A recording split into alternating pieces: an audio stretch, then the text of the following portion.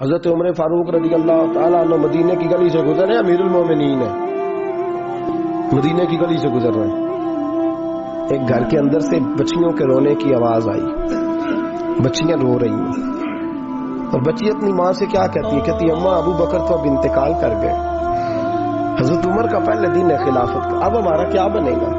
ابو بکر تو وصال کر گئے۔ حضرت عمر فاروق رضی اللہ تعالیٰ عنہ نے رونے کی آواز سنی، دروازے پہ دستک دی، کہا بیٹو کیا بات ہے؟ تو بچیاں کہنے لگی عمر ہمارے ابا جی ہماری 10-15 بکریاں ہیں، تو ہمارے والد صاحب ان کا دودھ دھو کے بیچا کرتے تھے، گزارا ہو جاتا تھا۔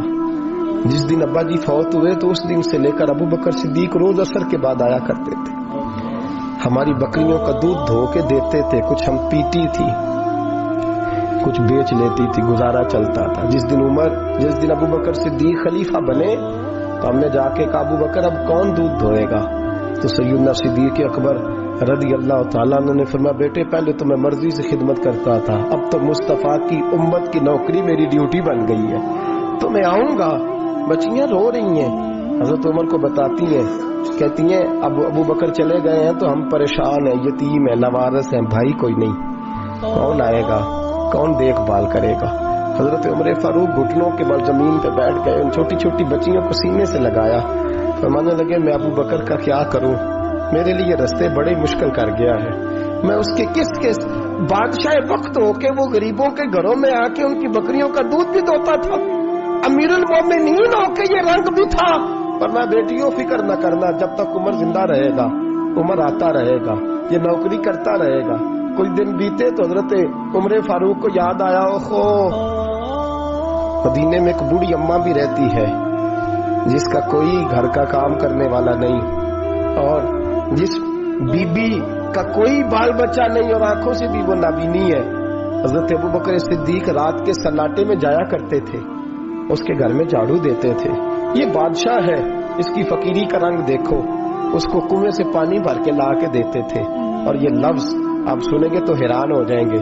اس بوڑھی اماں کے لیے نا ایک کونے میں گھر میں دور بار سیم ایک جگہ کھود دی تھی جہاں وہ بی بی پخانہ اور پیشاب کرتی تھی۔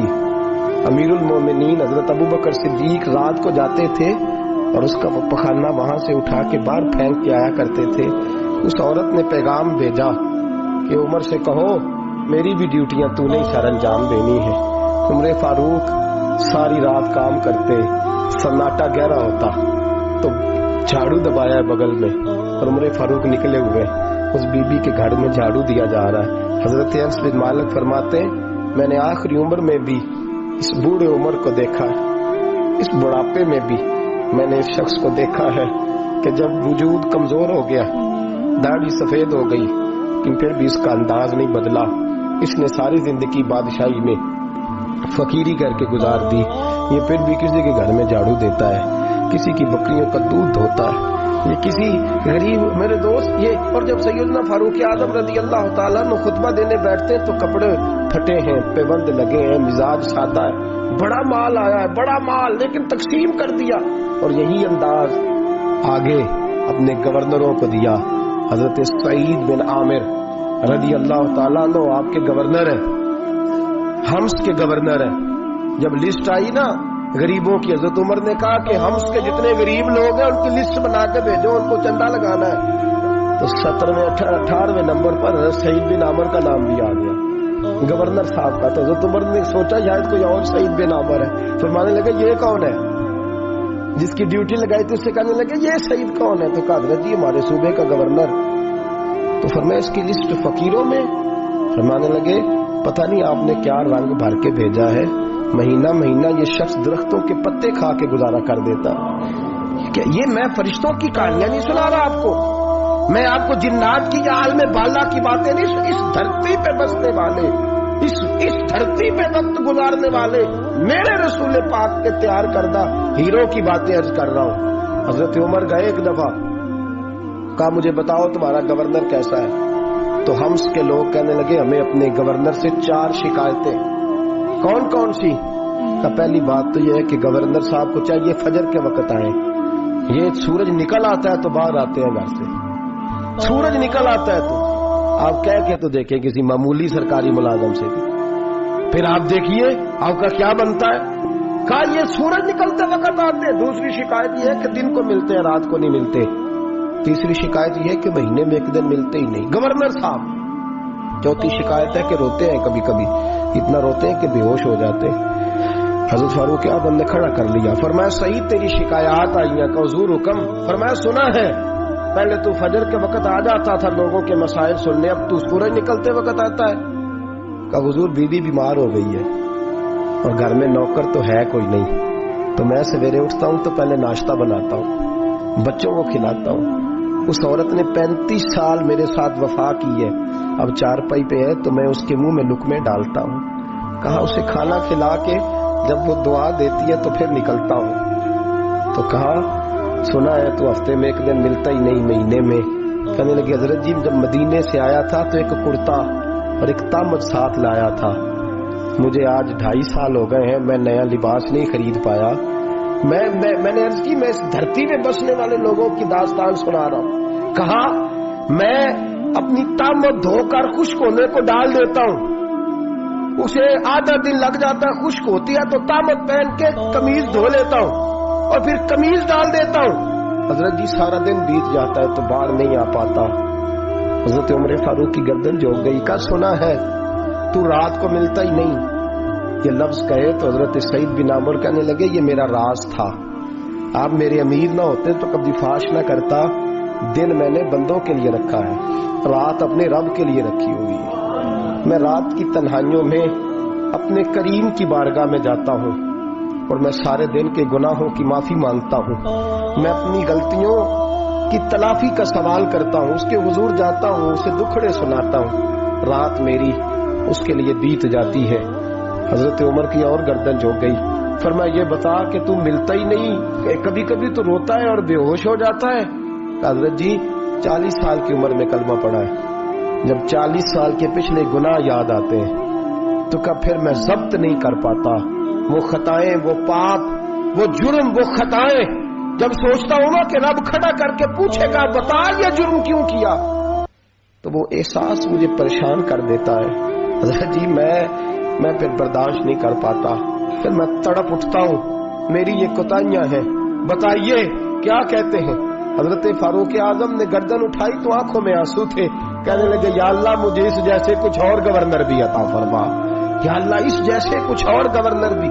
अजीजों अपना हाल क्या है। मुल्क शाम जब फतह हुआ तो हजरत साद बिन अबी वकास रदी अल्लाह ताला अन्हु कहते हैं कि कुछ लोग मुझे कहने लगे कि हम आपसे मामला तय नहीं करेंगे, हम जजिया देंगे, टैक्स देंगे, इस्लामी हुकूमत के ज़रिए असर आएंगे, लेकिन आपसे मामला तय नहीं करेंगे, अपने अमीर को बुलाइए। तो हजरत सैयदना साद बिन अबी वकास कहते हैं मैंने खत लिखा। फरमाते खत लिखा हजरत उमर को। मैंने कहा जनाब आइए। जवाब में हजरत उमर ने खत में जवाब लिखा कि फलां दिन फलां तारीख फलां वक्त मैं मुल्क के शाम पहुंच जाऊंगा।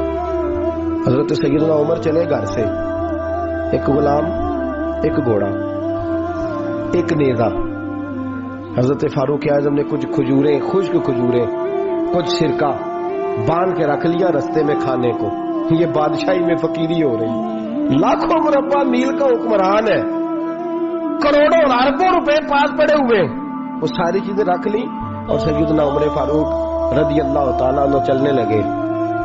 अब गुलाम से कहने लगे भाई मेरा घोड़ा जरा माड़ा है, कमजोर है, तय कर ले, इतने मील तू घोड़े पे बैठेगा, मैं पैदल चलूंगा, फिर इतने मील मैं घोड़े पे बैठूंगा, तू पैदल चलेगा। मुल्क शाम पहुंचने का वक्त आ गया। जब वक्त आया तो पैदल चलने की सवारी हजरत उमर की थी, उनकी बारी थी पैदल चलने की, और सवारी पर सवार होने की बारी गुलाम की थी। तो ये लोग रिश्ते करते हैं ना तो किराए की कार लेके चले जाते हैं, बाद में वो पूछते हैं कि तुझे से कार ते आए सो। हम अपने आप को बनाने के लिए झूठी अनाम भी खरीदनी पड़े तो खरीदने से हम परहेज। हम जो बताते वो हम होते नहीं, और जो हम होते हैं वो हम बताते। हजरत सैयदना उमर फारूक रदी अल्लाह ताला अन्हु सवारी पे गुलाम है, खुद पैदल है, और हाल क्या है, बारिश हुई थी तो कुछ पानी खड़ा था, छोटे छोटे जोहड़ों में छोटे छोटे तालाब बने हुए थे, पानी खड़ा था। तो हजरत उमर फारूक रदी अल्लाह ताला चमड़े के जूते पहने, वो जूते दोनों उतार के तो बगल में दबा लिए। हजरत साद बिन अबी वकास फरमाते हैं उसी बगल में नेजा रख लिया और तामत थोड़ा ऊंचा कर लिया कि पानी से चलना है। اور غلام کو گھوڑے پہ بٹھایا ہے اور گھوڑے کی لگام پکڑی ہے تو یوں پیچھے رکھی ہوئی ہے، اور حضرت سیدنا فاروق اعظم رضی اللہ تعالیٰ عنہ آ رہے ہیں۔ غلام کہنے لگا حضور لوگ دیکھ رہے ہیں، مہربانی کریں بیٹھ جائے۔ فرمانے لگے نہیں باری تیری ہے، تو ہی بیٹھے گا۔ اس نے کہا حضور نہیں وہ تو ٹھیک ہے، کوئی باری فرض تو نہیں نہ ہو گئی، آپ مہربانی کریں آپ آ جائیں، ذرا لوگ آ رہے ہیں۔ فرمایا تمہیں کہا نا، غلام کہتا میں نے تیسری دفعہ کہا تو حضرت عمر نے جلال سے دیکھا، اور جناب عمر کا جلال تو زمین کانپنے لگ جاتی تھی۔ کہتے کہا حضور آپ آ جائیں، تو کہتے تجھے کہا ہے نا چپ کر کے بیٹھا رہے، کہتے میں گھوڑے پہ ہی کانپنے لگا۔ غلام اب حضرت سعد بن نبی وقاص کہتے ہیں سورج غروب ہو رہا تھا، شعائیں پانی میں پڑ رہی تھی، حضرت عمر پانی سے، میں نے غور سے دیکھا تو دوڑا گیا، جا کے نا بچے نہیں مشورہ دیتے ابا جی کو، ابا جی انج نہیں کریدا، دور بدل گیا جی، کہتے میں دوڑا گیا اور جا کر کے حضرت سیدنا عمر فاروق کو کہا حضور مہربانی کریں، ٹھیک ہے آپ کی درویشی سے کون آگاہ نہیں، وزیر کھڑے ہیں، سفیر کھڑے ہیں، بڑے بڑے عمرا، بڑے بڑے ملکوں کے حکمران ہیں، آپ مہربانی کریں یہ تم ذرا نیچا کریں، اور جوتا پہن لے، اگر خراب ہو گیا تو اللہ نیا بھی دے دے گا، اور مہربانی کریں ذرا غلام کو کہیں نیچے آ جائے۔ حضرت عمر کہنے لگے تمہیں کیا تکلیف ہے؟ کہا حضرت جی وہ وزیر مشیر کھڑے ہیں، یہودی ہیں، عیسائی ہیں، نجرانی ہیں، وہ بڑے بڑے مذاہب کے بڑے بڑے ملکوں کے، آپ کا بڑا نام سنا ہے۔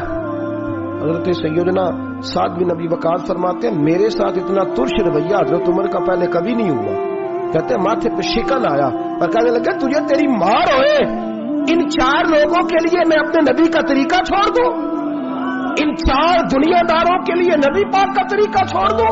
فرمانے لگے سر سے پگڑی اتاری حضرت عمر نے جلال میں، فرمانے لگے میرے سر پہ جو بال ہے نا یہ مجھے کسی دنیا دار نے نہیں دیے، یہ ساری عزتیں مجھے آمنہ کے لال نے عطا فرمائی ہے، اور میں ان محبوب کا طریقہ ان 4 لوگوں کی خاطر چھوڑ دوں؟ فرمایا قرآن کہتا ہے ان اللہ یامر بالعدل والاحسان، جب میں نے خود عدل کا تقاضا یہ رکھا ہے کہ کبھی وہ بیٹھے گا کبھی میں بیٹھوں گا، باری اس کی ہے تو میں کیسے بیٹھ جاؤں؟ حضرت سعد بن نبی وقاص فرماتے ہیں اسی درویشی میں سلام اس پر کہ جس نے بادشاہی میں فقیری کی، کہتے ہیں اسی درویشی میں حضرت عمر پہنچے تو جو پہلے ڈرا کرتے تھے جب حضرت عمر آئے تو انہیں کامتے بھی دیکھا، روب اور بڑھ گیا، ان کے دلوں کے اندر حضرت عمر کا دبدبا اور بڑھ گیا، اور میرے کانوں میں کہنے لگے سعد پہلے سنا تھا لیکن دنیا سچی کہتی ہے جو حال محمد اور محمد کے غلاموں کا ہے صلی اللہ علیہ، وہ دنیا میں دوسرا کوئی حاصل کر سکتا؟ آج ہمارے پروٹوکول، ہمارے دبدبے، ہماری انا پرستیاں، ہمارے دعوے، ہمارے طریقے، میرے عزیزوں لوگ ہمیں آ کے مثال دیتے ہیں، کہتے ہیں یورپ کی فلاں گلی میں یہ ہوتا ہے، میں نے کہا وہ گرد راہ کو نہیں پہنچ سکتے، یہ ساری چیزوں تو میرے مصطفیٰ کے غلاموں سے حاصل کیا لوگ، ہم نے چھوڑ دی، غیروں نے اپنا لی، خدارا اپنی زندگی میں تبدیلی لائے، درویشی، سادگی، بے تکلفی، یہ زندگی حسین ہوتی ہے، یہ زندگی سکون والی ہوتی ہے، یہ زندگی اچھی ہوتی ہے، یہ فرحت اور تازگی والی ہوتی ہے۔ اپنے آپ کو ان تکلیفوں اور آلائشوں میں مبتلا نہ کریں، اگر اللہ مال دے، عزت دے، دولت دے، اللہ تعالیٰ نفاست عطا کرے تو پھر اپنے آپ کو سادہ کریں، آزاد کریں، کھلی ہوئی کتاب بنا کے اپنے آپ کو رکھیں۔ مجھے ایک بچہ کہنے لگا حضرت جی جب بھی آتے ہیں آپ کہیں بیٹھے مل جاتے ہیں، ہم کسی کو لا کے کہتے ہیں جناب حضرت جی بڑے مصروف ہیں اور آپ یہاں آگ تاپ رہے ہیں جلا کے، مہربانی فرمائیں۔ میں نے کہا یار 2-4 دن تو بن صبر کے بیٹھنا بندے کے لیے آسان ہوتا ہے، سارا دن ملمہ سازی کر کے رکھنا اتنا آسان کام ہو تو ویسے بھی بندہ جو ہو وہ نظر آئے تو اس کے لیے زیادہ بہتر ہوتا ہے، جو ہو وہ دکھائی دے وہ زندگی آسان ہو جاتی ہے، بہتر ہو جاتی ہے۔ اور ویسے بھی جو کھلی ہوئی کتاب ہوتی ہے اس میں لوگ مشکوک نہیں ہوتے، جو بندی ہوئی ہوتی ہے نا اس میں لوگوں کو خبر نہیں ہوتی کہ نہ جانے یہ کیا معاملہ ہے۔ میرے عزیزوں اپنے آپ کو بے تکلف بنائیں۔ بے تکلف سے مراد یہ نہیں کہ جیسے بے تکلفی ہم نے ایک غلط چیز کا نام بے تکلفی رکھ دیا ہے کہ جو آدمی بات پہ ٹھٹھا کرے، بات میں مذاق کرے وہ بے تکلف ہوتا ہے، یہ تو بے تکلفی اسلام اس کو پسند ہی نہیں۔ بے تکلفی سے مراد یہ ہے کہ جھوٹی انا نہیں بنائے، جھوٹے معاملات اپنے گرد نہیں اوڑے۔ اگر اللہ آپ کو بہت زیادہ مال و دولت دیتا ہے تو جتنا وہ مولا رومی کہتے ہیں جتنا ٹہنی پہ پھل زیادہ لگتا ہے نا اتنی وہ ٹہنی جھک جاتی ہے، جو اکڑی ہوتی ہے سمجھو وہ خالی ہوتی ہے۔ اگر آپ پھلدار ہیں تو پھر آپ کو جھکے، پھر آپ کو با اخلاق ہونا چاہیے، با محبت ہونا چاہیے، پیار والا ہونا چاہیے۔